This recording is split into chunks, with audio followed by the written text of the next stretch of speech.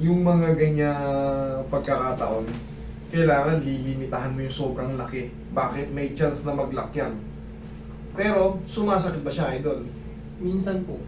Ngayon, minsan. Pero ngayon, Hindi naman. sige, video mo para matutunan nyo yung mga magiging payo ko sa inyo. Yung nangyayari kasi kay sir, sinasabi niya nag-ES. Yung parang lumalagotok sa dulo. Pero that is normal kasi kumbaga, ang laki nung nganga niya, talagang nag-ano siya. Buti nga ka mo bumabalik eh. Buti nga ka mo yung binubok. Ginaganyan mo ng todo. Ito, gumaganyan siya. May put-put na ng konti. Ang mahalaga sa'yo, hindi mo nagaganyan na yung naglalak ng ganyan. Nako, nakakabalik siya. Sige nga. No? Kaya, walang problema. Tingnan mo sa akin, oh. Narinig mo? Tumutulog pa, pero basta nakakakain ka ng nakakakain ka ng mga isaw, mga baka, walang problema. Pag minsan po, medyo pag ano po, nasusunod. Yan ang a-adjustin natin. Pagka sumasakit siya, pwede natin palitan yung position yan. Pero bossing, kung unnecessary naman na yung sobrang laki nga, hindi mo na kailangan, kung di kailangan, huwag mo nang ipakangan ng todo. Tsaka, yung ganyan, lumuwag na yan. Maghihikap tayo ng pag ganito. Kasi minsan, doon tayo madadali. Hikap tayo ng ganito. Kahit laki mo, sige, laki mo. Yan. O, tingnan mo, hindi umano. Di ba? O, yan ang technique. Adjust natin yan kung may sumasakit-sakit ka. Maninibago ka rito, believe me. Nga. Sara, ito yung sinasabi mo, nag-ES. Pero hindi na yun nawawala. Ang mahalaga dyan, mawala yung mga pain, ngawit, o yun. Sige nga. Dahan-dahan, Sara. Pipitik yan. Kita mo dyan. Kasi, umaangat siya rito.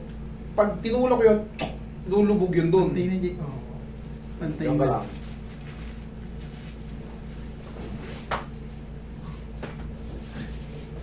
Madali lang itulak eh. Kasi kitang-kita ko ng maluwag eh. Pero ang i-avoid mo lang, sir, for the whole year. O kaya, baka lifetime na. I-avoid mo lang yung sobrang nga, yung ganyan, no? Ay, tumutulog din nga rin sa akin. Kung hindi naman kailangan ng ganon, yan. Hindi na, huwag mo nang ganonin.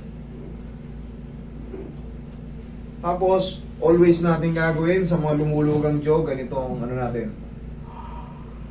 Kahit lakihan mo pa, hindi ka manganganib kasi binabaon na muna natin yung condyle natin sa mandible. O, di ba safe? Huwag yung sobrang nga na ha. Paghihigap tayo, lalo pag antok-nantok. Ganon ka? Sakit? Wala. Ano? Sumakit? Wala. Wala naman. Okay, idol. For the meantime, nalilito ka lang kasi kumaga hindi nyo kasi alam yun, lumuluwag na siya. Pero ang mahalaga sa'yo na ibabalik mo, yung iba kasi pag gumanga ng gano'n, pag tunog, di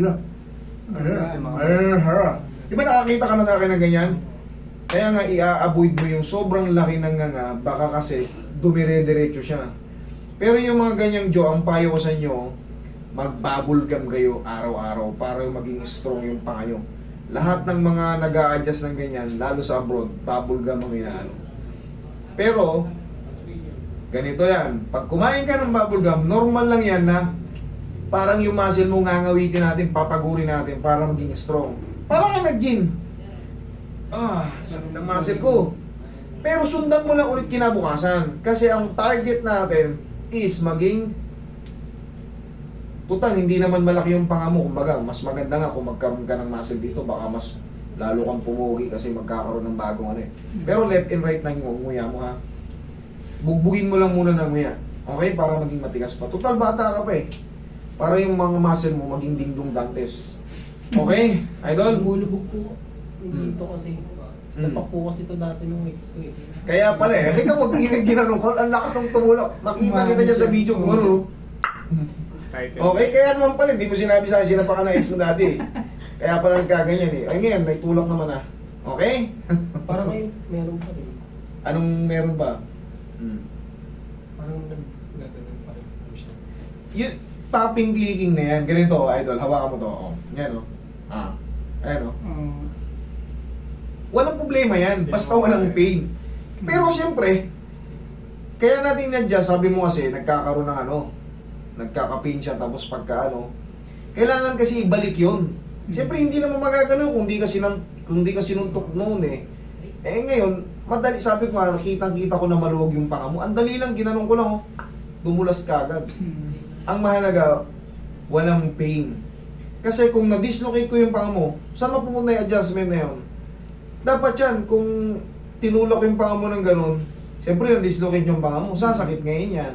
Eh kung walang sumasakit, ibig sabihin yan, tama lang yung binalikan ng adjustment. Ibig sabihin, nung umusog siya dati, nung bugbog na yung ex mo, siguro nang babae ka, yari ka, nahuli ka. Ano yun? Okay? Ano lang, idol, ang gagawin mo, bubble gum. Ha? Tapos, ganito tayo, humika ba? Alam mo na, ha? Okay? Sige, thank you.